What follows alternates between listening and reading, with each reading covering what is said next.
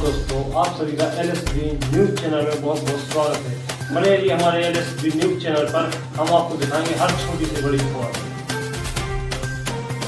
श्री लक्ष्मी नरसिंह मंदिर रामलीला तालाबपुरा के तत्वाधान में आयोजित रामलीला के 9वें दिवस में मन शक्ति एवं कुंभकर्ण वध की लीला का आयोजन किया गया। सर्वप्रथम कोरस गीतों के उपरांत लीला मंचन के प्रथम दृश्य में श्री राम की सेना और रावण की सेना में भयंकर युद्ध, जिसमें रावण की सेना पराजित होकर लंका लौट जाती है और लीला के दूसरे दृश्य रावण की आज्ञा लेकर मेघनाथ रणभूमि में जाता है और प्रभु श्री राम की सेना पर हावी हो जाता है। इसके बाद लक्ष्मण जी और मेघनाथ में भारी युद्ध होता है और मेघनाथ मायावी शक्ति से ब्रह्मास्त्र का प्रयोग कर लक्ष्मण को बेहोश कर देता है और लक्ष्मण जी को उठाकर हनुमान जी प्रभु श्री राम के पास लाते हैं और कहते हैं कि लक्ष्मण जी पर ब्रह्मास्त्र का प्रयोग हुआ है। तब विभीषण जी कहते लंका में सुसेन वैद्य जी रहते हैं। हनुमान जी सुसेन वैद्य को लंका से कुटिया सहित उठा लाते हैं। सुसेन वैद्य जी बताते हैं कि अगर हनुमान जी सूर्य निकलने के पहले संजीवन बूटी लेकर आ जाए तो लक्ष्मण के प्राण बच सकते हैं। लीला के तीसरे दृश्य में रावण कालनेमी के पास जाता है और कहता है कि हनुमान जी संजीवन बूटी लेने जा रहे हैं, तुम अपनी मायावी शक्ति से हनुमान जी का रास्ता रोक लेना। परंतु मगरी के द्वारा हनुमान जी को ज्ञात होता है जो साधु के भेष में आपका गुरु बना बैठा है वह राक्षस कालनेमी है। हनुमान जी कालनेमी को मारकर संजीवन बूटी द्रोणागिरी पर्वत पर जाते हैं। संजीवन बूटी समझ न आने पर हनुमान जी द्रोणागिरी पर्वत ही उठा लाया, मगर रास्ते में अयोध्या नगरी पड़ती है। तभी भरत जी आकाश में देखते हैं कि कोई अयोध्या पर आक्रमण करने वाला है, तो भरत जी कमान से तीर छोड़ देते हैं और हनुमान जी को तीर पैर में जाकर लगता है, जिससे वह घायल हो जाते हैं और धरती पर आते ही वह श्री राम कहते हैं। तो भरत अपने बड़े भाई प्रभु के बारे में हनुमान जी से पूछते हैं, तो हनुमान जी भरत जी को बताते हैं कि प्रभु श्री राम और रावण में भयंकर युद्ध छिड़ा हुआ है और रावण के पुत्र मेघनाथ ने लक्ष्मण जी पर ब्रह्मास्त्र का प्रयोग किया है, इसलिए मैं संजीवनी बूटी लेने आया था। हनुमान जी भरत को गले लगाकर अयोध्या से निकल पड़ते हैं। हनुमान जी संजीवन बूटी लेकर सुसेन वैद्य को देते हैं, जिससे संजीवन बूटी को लक्ष्मण जी को खिला देते लक्ष्मण जी जीवित हो जाते हैं और वानर सेना में हर्षोल्लास मनाया जाता है। लीला मंचन के चौथे दृश्य में रावण अपने भाई कुंभकर्ण के पास जाता है। रावण कुंभकर्ण को बताता है कि भाई हमारी बहन शूर्पणखा वन में घूम रही थी, तो दो वनवासियों ने हमारी बहन शूर्पणखा के नाक और कान काट दिए, जिसका बदला लेने के लिए मैं उनकी स्त्री के लिए हर लाया। इस समय वह वनवासी व वानर सहित हमारी लंका में घुस आए हैं। वानर सेना और राक्षस सेना में युद्ध चल रहा है। कुंभकर्ण इसका कारण पूछा तो रावण ने बताया कि वन में हमारी बहन शूर्पणखा घूम रही थी, तो राम के छोटे भाई लक्ष्मण ने उसके नाक और कान दोनों काट दिए। जब वह खरदूषण के पास गई तो उन्होंने उनको भी मार डाला। मैंने छल पूर्वक मामा मारीच की मदद से राम की पत्नी सीता का हरण कर लिया। तब क्रोध से कुंभकर्ण रावण से बोला, भाई तुमने यह अच्छा नहीं किया, तुमने जगत जननी माँ जगदम्बा का हरण किया है, ये तुम जैसे वीर को शोभा नहीं देता। और समझाते हुए कुंभकर्ण ने कहा, भाई रावण माता सीता को सम्मान के साथ प्रभु श्री राम के पास लौटा दो और अपनी गलती की माफी मांग लो, प्रभु श्री राम तुम्हें माफ कर देंगे। तब रावण क्रोध से बोला, भाई कुंभकर्ण तुम मदद करने की जगह मुझे उपदेश दे रहे हो, जाओ जाकर सो जाओ, मुझे तुम्हारी कोई जरूरत नहीं है। मगर कुंभकर्ण भाई रावण से कहता है कि भाई मैं तो आपको समझा रहा था, अगर आपको मेरी बातें उपदेश लगती है तो ठीक है, मैं आपकी आज्ञा मानकर उनसे युद्ध करूंगा। कुंभकर्ण ने रावण से कहा, आओ भाई अब गले लग जाओ, शायद अब हमारा मिलन न हो। ये बात कहकर कुंभकर्ण रणभूमि में जाता है और अकेला ही श्री राम की सेना पर हावी हो जाता हो, जिससे वानर सेना में हाहाकार मच जाती है। फिर अंत में श्री राम युद्ध के लिए जाते हैं और कुंभकर्ण पर तीर से वार करते हुए भुजा, सिर और धड़ को अलग करके मृत्यु लोक पहुंचा देते हैं और वानर सेना प्रभु श्री राम की जय जयकार करने लगती है। यहीं पर लीला को विराम दिया जाता है।